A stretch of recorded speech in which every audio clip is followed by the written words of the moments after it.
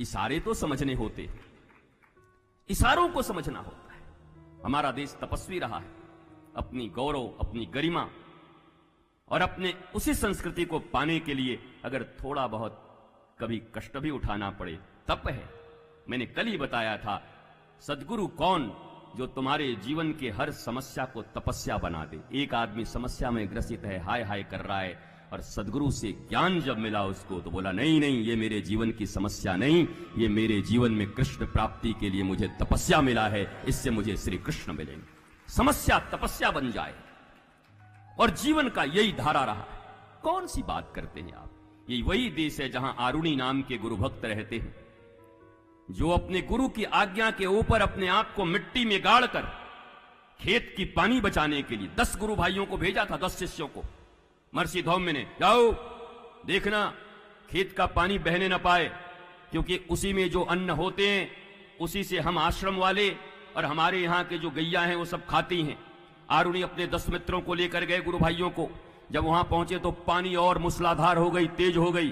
तो 9 जो थे बोला चलो गुरुजी से पूछ के आते हैं, क्योंकि कितना भी मिट्टी डाल रहे हैं मिट्टी फिर बह जा रही है। आरुणि ने कहा गुरुजी ने एक बार आज्ञा दे दिया, पानी इस खेत से उधर नहीं जाना चाहिए, अब दोबारा क्या पूछना है। गुरु ने आज्ञा दे दी। 9 ने कहा अच्छा, उम्र इतनी सी हमको सिखा रहा है, हमारे 30 साल हो गए इस आश्रम में। एक ने कहा हमारा 55 साल हो गया। एक ने कहा तुझे जन्म न लिया होगा तब से हम यहां पर हैं, जरा उम्र का कदर किया कर, नेक्स्ट गुरु मैं ही होने वाला हूं। 9 थे, 9 ने विरोध किया। बड़ी विनम्रता से आरुणि ने सबको प्रणाम किया कि आपसे मैं युद्ध नहीं करता, आप आशीर्वाद दीजिए कि मैं ये काम करने में सफल हो। अच्छा चल, सुबह तुझे दरबार लगवाता हूं गुरुजी के पास। बहुत बड़ा तो सेवक बना हुआ है, सीनियर लोगों की बात नहीं सुनता है। आरुणि ने अपने आप को देखा कि कोई न कोई ठोस आधार चाहिए, तभी ये मिट्टी रुक पाएगी पानी में। खोजे, कुछ नहीं मिला। गड्ढा किया, अपने आप को लिटा लिया और ऊपर से मिट्टी डाल ली, पूरा मिट्टी। सुबह हो गए, प्रातः गुरुदेव उठे, सबको देखा, बोला आरुणि नहीं आया। बोला गुरुजी वही तो बताने आए हैं, जब पानी झिमझिम हो रही थी हम लोग गए थे, और वहां जाने के बाद मूसलाधार बारिश होने लगा। हम लोगों ने कहा कि चलो गुरुजी से पूछ लेते हैं, आपकी आज्ञा के विरुद्ध पूछने, हमारे कहने के बाद भी आपसे पूछने नहीं आया। ये आदमी लोग इंटरप्रेट गजब करते हैं, इंटरप्रिटेशन अद्भुत है। उल्लंघन वो कर रहे होंगे और 4-5 मिलकर ऐसा बताएंगे जैसे उल्लंघन तुम कर रहे हो। ये समाज है, ये पढ़ाई है हमारी, इसी में हम पारंगत हैं, इसमें सब मास्टर हैं। चाहे इतना बड़ा बच्चा भी क्यों ना हो, वो भी मास्टर हो गया है देख देख के। सुबह सुबह गुरुदेव भगवान आए, आरुणि आरुणि बेटा आरुणि, गुरुदेव यहां हूं। मिट्टी से निकाला, हृदय से लगा लिया। और तुमको याद होगा, अगर मैं उन 10 गुरु भाइयों का नाम पूछूं तो भारत का कोई आदमी बता सकता है कौन कौन गुरु भाई थे आरुणि के? कोई नहीं जानता। नेपथ्य में चले गए, शून्य में। गुरु की आज्ञा को अपने जीवन, मन और प्राण से पालन करने वाले आरुणि को आज भी भारतीय संस्कृति का बच्चा बच्चा जानता है कि आरुणि सबसे बड़े गुरु भक्त थे। गुरु आज्ञा पूर्ण करने में ऐसा सारा विवेक, सारी बुद्धि, सारा शक्ति उसमें लगा दिया। उपमन्यु कहे तू बड़ा मोटा होता जा रहा है। बोला हाँ गुरुदेव। कैसे खाता है? बोला जो भिक्षा मांग के लाता हूं उसमें से। बोला भिक्षा मेरे लिए मांगता है कि खुद के लिए? अब देखो गुरु कैसे। बोला नहीं गुरुदेव आपके लिए। हाँ तो मत खाया कर। ठीक। 15 दिन के बाद फिर देखा तू तो अभी भी मोटा है। बोला गुरुजी एक बार आपके लिए मांगते हैं, एक बार अपने लिए। अरे सन्यासी हो गया और गृहस्थों पर भार डालता है, बदनामी करेगा, खबरदार।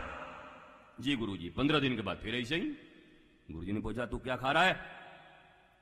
गुरुजी वो गैया का दूध पी लेता हूं। अच्छा, गैया चराने की ड्यूटी तुझे मिली है कि दूध पीने की? जी गुरुजी नहीं। खबरदार। जी। 15 दिन के बाद फिर मजामज। और ये बोला अब क्या खा रहा है तू? बोला जब बछड़ा दूध पी लेता है और दूध पीने के बाद जुगाली करके जो फेन ओन उसके मुंह में लगा था, फेन उसको पी के मैं रहता हूं। हमारा बछड़ा बहुत दयालु है, तेरे कारण ज्यादा फेन निकाल देता होगा, खबरदार दोबारा मत पीना। गुरु है कि कसाई है? आज के समय में तो हमको लगता है 303 का राइफल लेकर के बोल्ट चढ़ा करके चेला मार देगा दाएं से।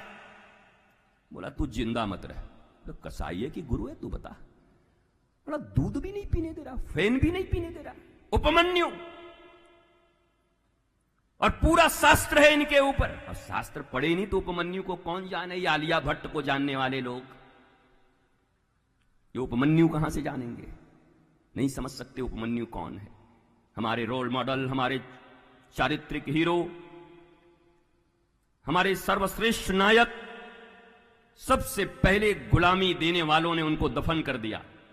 उन्हें पता था भारत की अगर ओरिजिनल इतिहास को पढ़ा दिया गया तो भारत विश्व गुरु था, है और सदा रहेगा, लेकिन उसके इतिहास को दबा दिया, डाइवर्ट कर दिया, मिटा दिया, हमारे नायकों को नेपथ्य में ढकेल दिया और पता नहीं कहां कहां के नायक खड़े कर दिए हमारे इतिहासों में। बाबर का बेटा कितना, अकबर का बेटा कितना, उसका बेटा कितना। हमें क्या मतलब है? हमको तो हमारा ही बेटा कितना यही नहीं पता।